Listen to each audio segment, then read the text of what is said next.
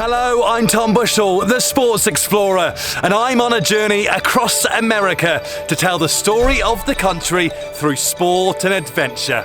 And in today's video, I'm going to show you how to conquer the very best of Emerald Bay, slightly west of South Lake Tahoe, in just one day. Our day adventure will include incredible hiking trails, kayaking, and the most amazing vantage points. Please do subscribe and turn on your notifications. A like is always nice as well, and you can comment below with any questions.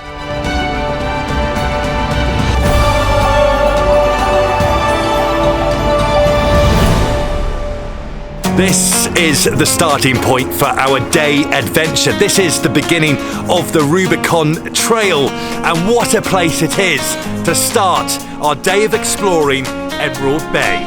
So the start of this hike begins at the Eagle Point campground, and the trailhead is by a fire pit with signposts letting you know what directions to take. And our first task today is a very pleasant downhill stretch. So the full Rubicon Trail is actually around 13 miles long, and it goes all the way around to the west bank of Lake Tahoe to Rubicon Point.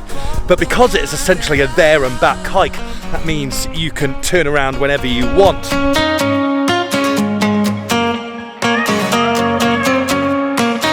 Today I'm going to show you how to hike to the beach area, where we'll head out on the lake on a kayak before showing you the route to the Lower Eagle Falls, and then the hike back on the Rubicon Trail.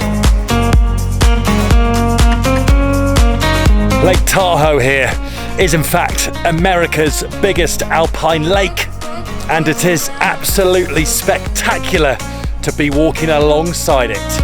Along the trail, you'll come across some seating areas that provide you with incredible views of the lake. And even though because you are going downhill, you won't feel like you need a rest, but still, stop and take it all in. As you continue your walk down the hill, you'll slowly get closer and closer to the water's edge of Lake Tahoe. And soon, we'll be arriving at Viking's home, Swedish influence. So when you come to South Lake Tahoe and you're looking for some hiking trails to do, make sure this Rubicon Trail, and to be honest, the surrounding Emerald Bay area is on your list. And it's a great way to soak up the atmosphere of this amazing destination. So once you get to the 1.6 mile marker on the Rubicon Trail, you'll cross over the bridge and take a right.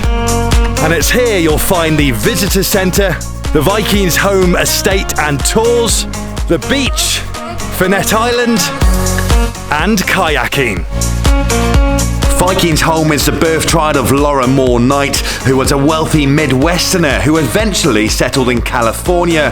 The mansion was constructed in the late 1920s as a summer home and is heavily influenced by Scandinavia. You can have tours around the house and explore more within the visitor centre. I think it's about time we give the legs a rest and get the arms working for a bit.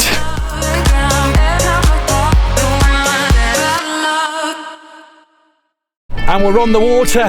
This is Lake Tahoe, and it is beautiful. What's great about hiring a kayak here on the shore of Lake Tahoe at Emerald Bay is you can kayak over to Fannette Island over there. You can get off your kayak and have a little hike around the island. So let's get on with it. Fannette Island was regularly visited by Laura Moore Knight and her family, and is officially part of the Vikings home estate, and it takes about 10 minutes to kayak across. To rent a kayak here for an hour, for a single kayak it's $35. They do accept cash and card as well, but check their opening times because sometimes, depending on weather as well, they will be closed. Now we're almost approaching the island. Time to start thinking about our docking strategy. It is not the easiest to park up in your kayak on a rocky outcrop of an island. Right.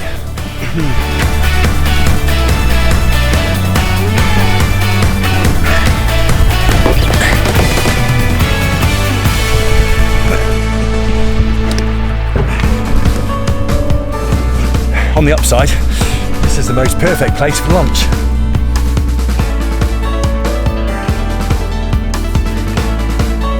So on the island, you can really do whatever takes your fancy. Use it as a great lunch spot, or go for a little wander around the rocks, or of course, jump in for a dip.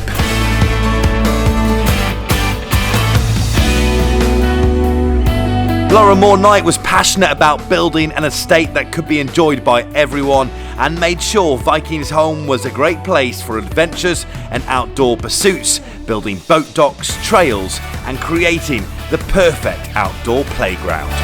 Once you have completed a kayak on Lake Tahoe and explored Fannette Island, it's time to get hiking again. And our next stop is the Lower Eagle Falls. And to get there, all we have to do is return to the bridge behind the visitor centre and then go straight on.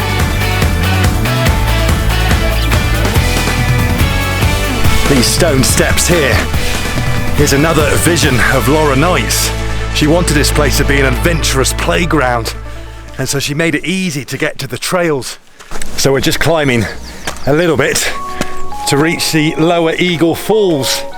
And when you're down by the Viking's Home area, then it's well worth the effort just to come up here and have a look.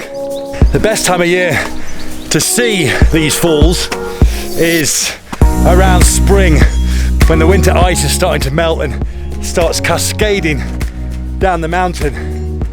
It's not quite as ferocious as I would like today, but we are in August.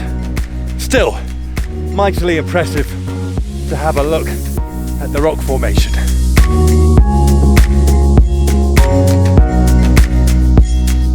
Okay, well, it is only 0.2 miles from the Rubicon Trail, so worth it no matter what time of the year you visit. After that little detour up to Lower Eagle Falls, it's back onto the Rubicon Trail, but this time, of course, it's uphill. I tell you, I'm not used to hikes that start downhill and therefore finish uphill.